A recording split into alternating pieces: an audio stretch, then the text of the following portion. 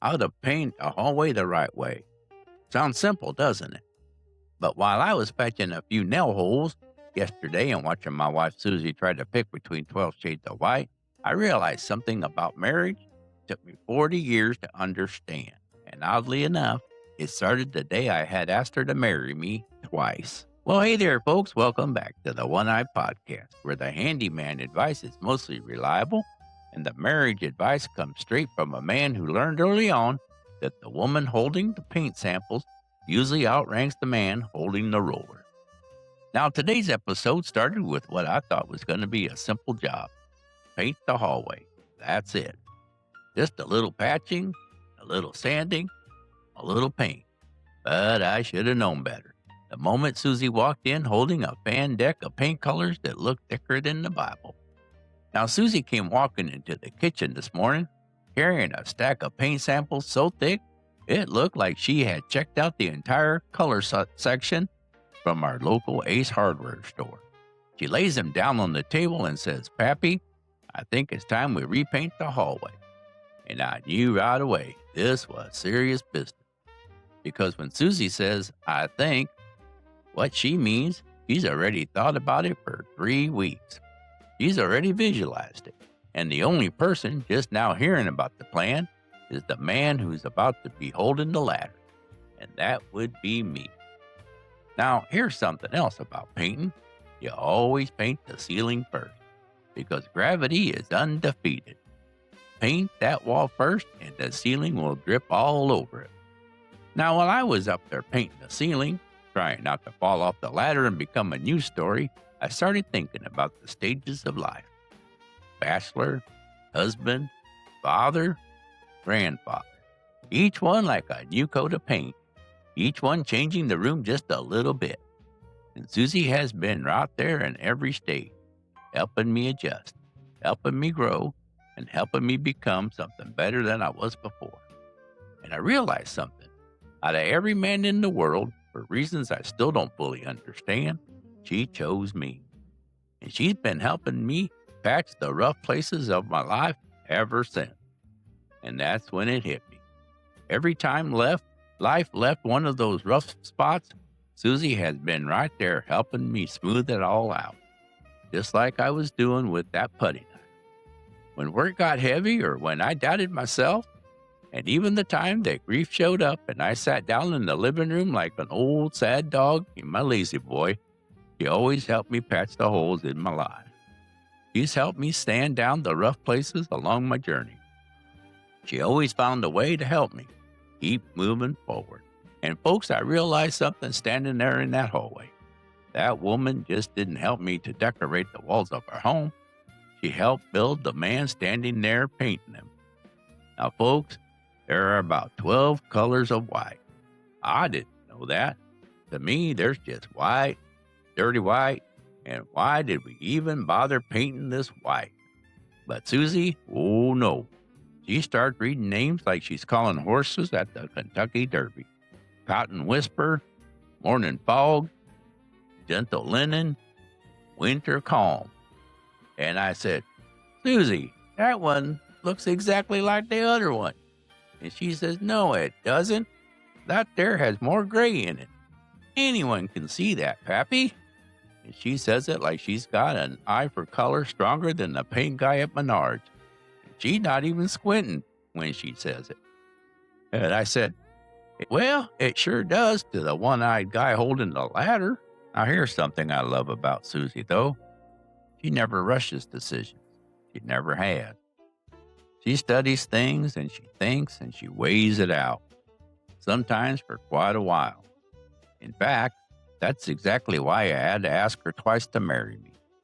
First time I asked, she said, "Pappy, I need a little time to think about it." Now, I'll be honest. When a man hears that sentence, he starts wondering if the answer is going to come back wrapped in dynamite. But no, she just wanted to make sure. And I'll tell you something. That right there made me respect her even more. Because when she finally said yes, I knew she wasn't guessing.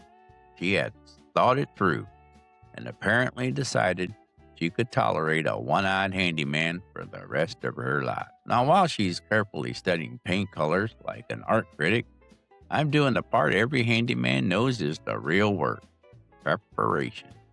You see, painting isn't about paint. Painting is about everything you do before the paint ever touches the wall. The first thing you do is walk the hallway and look for the spots that need attention. Little nail holes, scratches, dings, marks from years of life happening in that space. So I grab my putty knife and I start patching, one hole at a time. Then comes the sanding. Now, sanding is one of those jobs where you start thinking about things, because it's quiet work. Just you, a wall, and the sound of sandpaper scratching drywall. And that's when something hit me. I started noticing something about that hallway wall. Those little patched holes, they tell a story of our life.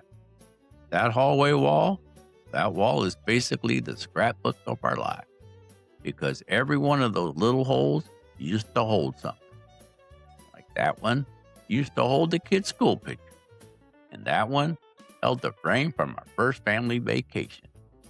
There used to be a picture of Susie and me there from when the kids were little. Both of our hair may be a shade darker, and in my case, my chin wool had gone completely gray many years later. Waistlines were smaller, but in my case, as my passion for Susie's cooking had grown, so had my waistline. Well, maybe just a smidgen. Energy levels back then that seemed to be as endless as the wind turning the blades of the windmill at the Haskins farm. Well, now one of us required coffee, and yours truly needs his tea and an afternoon nap to come close to being as lively as the people in those books read. And some of those frames have gotten replaced over the years, some due to wear, others due to not meeting Susie's decor standards any longer. And in one section was where we hung all the grandbaby pictures. And let me tell you something. Nothing brightens a hallway like the grandkids smiling at you from the wall. There were other times when pictures came down too, after we lost parents, because the weight of my grief was too heavy for me to see my dear old Pappy still there smiling at me, while he hung onto my dear old mom's hand as she was looking lovingly up at him. I still miss them both, and in many ways I think I always will. Others came down too, also after we lost friends. Moments when life leaves marks and the pain only ever gets lighter by the gallons of tears we each shed and the reflections we each have of our family and friends' absence in our lives. And just like walls, each mark, each color, and each shadow has meant a story or a piece of ourselves was left there and had to be covered up at different times too, to keep moving through the journey of our lives. Now, here's a segment we're going to start calling Pappy Practical Corner. And in this week's episode, we are going to talk about how to paint a hallway without ruining your marriage. Now, before we go any further with all this deep thinking about walls and life and marriage, let's talk about something practical. Because if you're going to paint a hallway, or any room really, there's a few things a handyman ought to know. And if you do it right, you'll save yourself time, money, and at least 3 unnecessary trips back to the hardware store. Now, I can't promise you'll avoid all the trips, but we'll try. Step 1, clear the battlefield. First thing you do is clear the hallway. Pictures off the walls, furniture moved out, and anything breakable moved somewhere safe. Now, I learned this the hard way years ago, because paint rollers have a funny habit of flinging little specks of paint exactly where you don't want them. And nothing ruins a marriage faster than accidentally repainting a wedding photo. Ask me how I know. Step 2, patch the imperfection. Next thing you want to do is walk the wall slowly. Look for nail holes, little dents, scratches, drywall cracks. Those little things might seem small, but once you put fresh paint on the wall, they'll stand out like a mosquito at a nudist collar. So grab yourself some spackling compound or wall patch, a small putty knife, and fill those holes. Smooth it out. Let it dry and give it a light sanding. Now the wall is ready to look like it never had a problem in the first place. And if life worked like drywall patch, we'd all be a lot smoother people. Step 3. Tape like a professional. This step separates the professionals from the folks who say, I'll just paint it carefully. Use painter's tape. Tape the baseboard. Tape the trim. Tape the door frame. Tape anything you don't want paint on, because trying to cut perfectly straight lines freehand is a skill that usually only appears after you already made the mistake. Now let me tell you something. Scraping dried paint off trim with your fingernail is not how most people want to spend their Saturday afternoon. Step 4. Start with the ceiling. Now here's something a lot of folks forget. Always paint the ceiling first, because gravity is undefeated. Paint drips downward, and if you paint the walls first and then the ceiling, you'll end up repainting those walls again, which is how simple projects turn into weekend marathons. So ceiling first, always. Step 5. Cut in the edges. Once the ceiling is dry, you start cutting in the edges. That means using a small angled brush to paint the corners, edges, and areas your roller can't reach. Around trim, around door frames, along the ceiling line, take your time here, because those edges are what make the job look clean and professional. And if you rush it, your wall will end up looking like it was painted during a mild earthquake. Step 6. Roll the wall. Now comes the fun part. Grab your roller, dip it lightly in the tray, roll off the excess paint, and apply it to the wall in a big W. That spreads the paint evenly and keeps things from getting streaky. Work in sections. Keep a wet edge, and don't try to rush it, because the paint will tell you later. Step 7. 2 coats are better than 1. Now, a lot of folks try to save time and say, 1 coat should do it. But 9 times out of 10, 2 coats will make that wall look 10 times better. Better coverage, better durability, and it'll last longer too. Step 8. The final walkthrough. Once the paint dries, pull off the tape slowly. Look at your work. Touch up any spots you missed. Then stand there for a minute and admire the job, because there's something deeply satisfying about improving your home with your own hands. Even if your wife still says, we might repaint it again next year. Now, after all that, I stepped back and I looked at the hallway, and I realized something.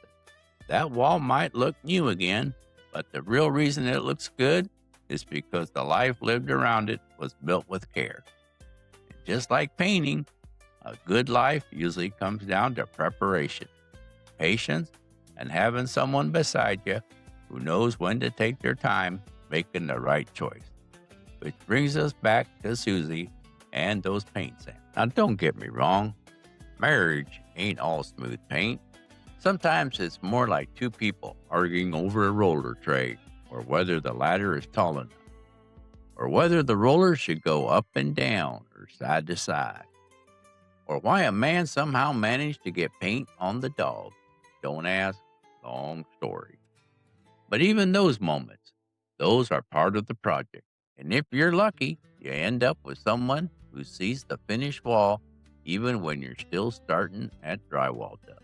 So today, while I was standing in that hallway, watching Susie finally decide between mourning linen and whispering calm, or whatever it was, I realized something. I'm a blessed man, because out of all the people she could have chosen, she picked me twice. And she's been helping me patch the walls of my life ever since. And folks, if you've got someone in your life like that, someone who helps smooth the rough places, don't forget to thank them, even if they make you repaint the hallway first. So this week we learned that, number 1, color is in the eye of the beholder. White to me will always look like a sheet of paper kind of white. but that shade will be known as Cream de la Soul to someone else's paint sample, although I'm still not sure why or what makes it that way. Number 2, ceilings are not only the cap of a room, but they can be the nightmare of a good paint job if done after the walls are covered. First, buy that one special match color. You're going to have to go back to the paint store and try to match after you got white speckles of ceiling paint all over it. And number 3, a good paint job can brighten a hallway, but a good partner can brighten an entire life.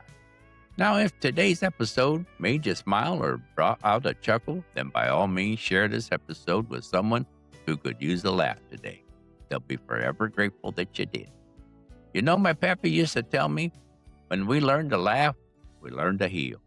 And in the most amazing part of our week or day, someone hearing you laugh or seeing that smile might be just a cog in the wheel that gets it all started for them to see the sunshine in their otherwise gloomy day. And there is no higher service than passing on a better demeanor to others. Trust me. And so always remember to be kind to one another, if only because you can be. And we all can be always. Until then, take care of what's been entrusted to you.